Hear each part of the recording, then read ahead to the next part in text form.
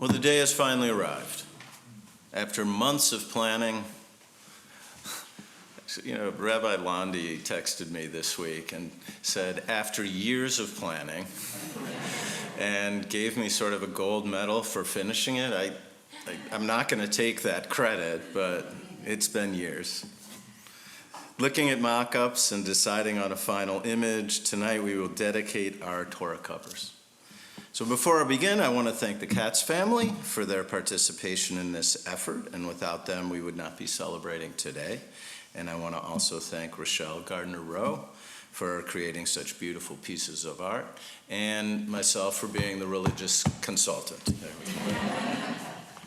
When I was deciding that the new Reform Temple was exactly the place where I wanted to be a rabbi, I wrote a phrase in my personal statement: respecting the past and looking forward to the future. Our congregation already has a strong history. We began as what was then called a classical reform congregation. The temple was dedicated to a form of Judaism that fit into American society and tried to make Judaism as accessible as possible. At the time, that meant a sanctuary with pews and an organ, a dedication to confirmation rather than bar and bat mitzvah, and services almost exclusively in English. Well, clearly we have changed. The pews are gone, the organ is gone, and bar and bat mitzvahs, newly renamed b-mitzvahs, are a central part of our congregation. And Becky and Nathan sing almost exclusively in Hebrew. So one thing has not changed: our dedication to making Judaism as accessible as possible. And with all that said, I want to return to the phrase I just mentioned, respecting the past and looking forward to the future. And that's what we're doing here today. The Torah covers that we are replacing, they are woven into the fabric of this congregation. They were needle-pointed by women who were the foundation of our community.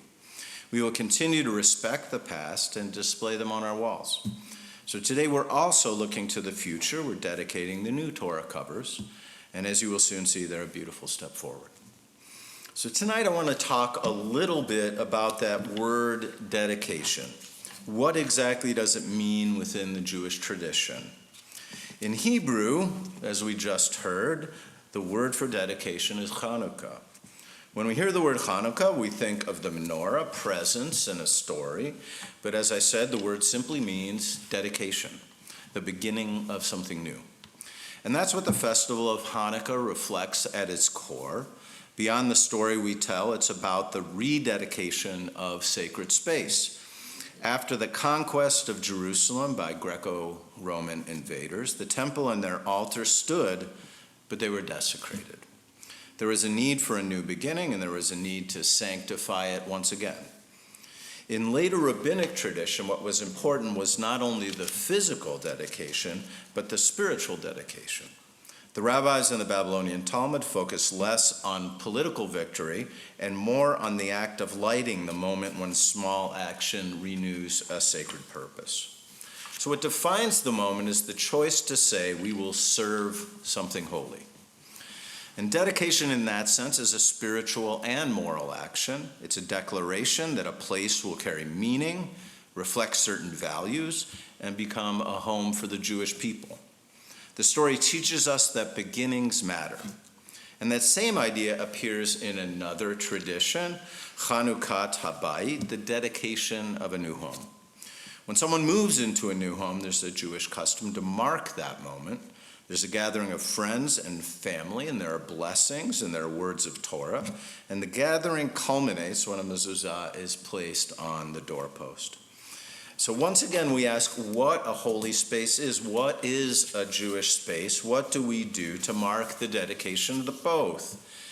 And we enter a space that is in one sense just walls and rooms and say this will be a place where we show kindness.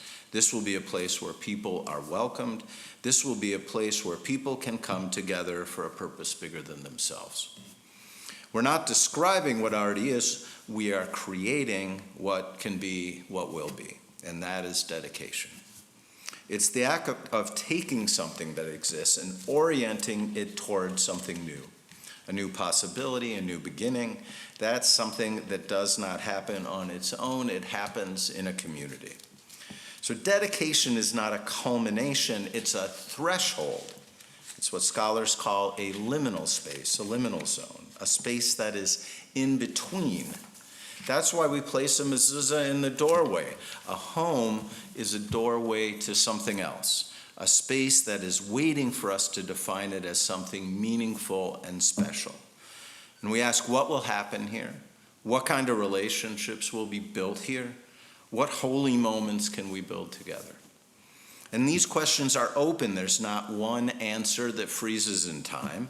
They're answered again and again. They're answered by respecting the past and looking toward the future.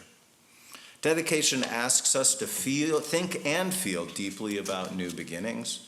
This is not just another space. That's why we call it a sanctuary. It's a protected space. It's protected so we can feel safe, creating a future together. Which brings us to what we are doing tonight. This too is a form of Chanukah, a dedication, a beginning. And these Torah covers will protect the scrolls and enhance the beauty of our sanctuary. But like the altar, like the home, their meaning is not only in the material itself, not only in the cloth. Their meaning will come from what we do with them, from the way they guide our lives, from the way Torah creates a moral center, from the way words are studied, argued with, and lived.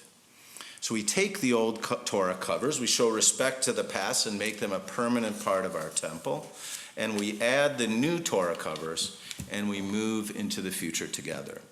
This is a moment of beginning, and the question that follows is, what will we make of it? All right.